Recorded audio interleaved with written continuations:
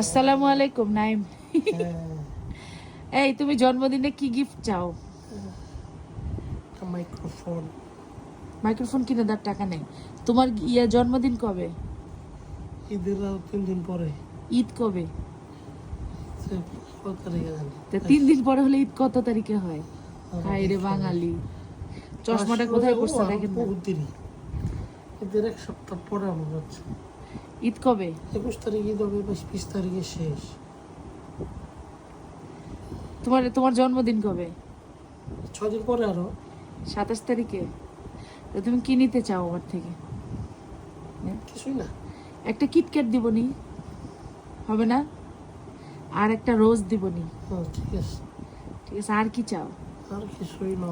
একটা লুঙ্গি কিনে দিবনি তোমাকে। লুঙ্গি বহুত আছে। আরেকটা না হয় হবে তোমার স্টকে, না। সমস্যা কি? সামনের মাসে তোমায় একটা লুঙ্গি কিনে দেব, সামনের মাসে তোমায় একটা লুঙ্গি কিনে দেব।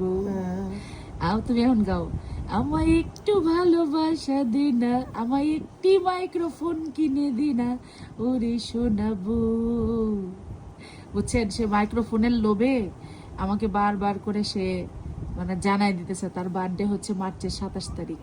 কিন্তু সেটি তো হবে না বদ্দা, সেটি তো হবে না, কারণ টাকার শ্রাদ্ধ তো আমি করতে পারবো না বদ্দা।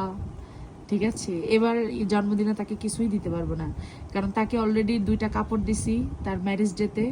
এই জন্য এখন জন্মদিনে সব বন্ধ। আর তাছাড়া যেখান থেকে কাপড় কিনে দেবো সেটাও বন্ধ থাকবে। এটা একটা প্লাস পয়েন্ট, বুঝতে পেরেছেন? দোকান বন্ধ। ঠিক আছে, এই সুযোগে না একটু সদ্ব্যবহার করে দেবো, একটা কিটক্যাট দিব না, সমস্যা নেই, ওটা প্রবলেম নেই।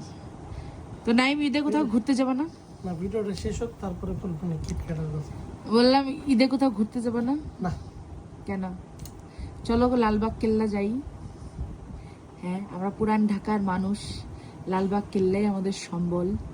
না, ভালো লাগে না।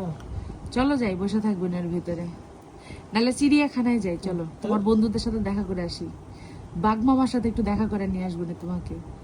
তোমাকে হ্যাপি বার্থডে উইশ জানাবে তোমার বাঘ মামা। লাগবে না আমার। লাগবে না? টুকুকে সাথে নিয়ে যাবা নাকি? হ্যাঁ, অত বড় খাঁচা ধরে নিয়ে যেতে পারবা? আরে লাগবে না আমাকে। বুকা চুষার হলে আয় যাই বাজে। আচ্ছা নাইম, চলো শ্বশুর বাড়ি যাই। না। তোমার, আমার, তোমাদের বাড়ি যাব, চলো যাই, 1 মাস থেকে আসি। যাবে না কেন? কোনো প্রবলেম? তা কি করবা, কি চাও তাহলে কিছুই বলো? না, এখন কোথাও যাব না। তো সবাই ভালো থাকবেন, সুস্থ থাকবেন, আল্লাহ হাফিজ।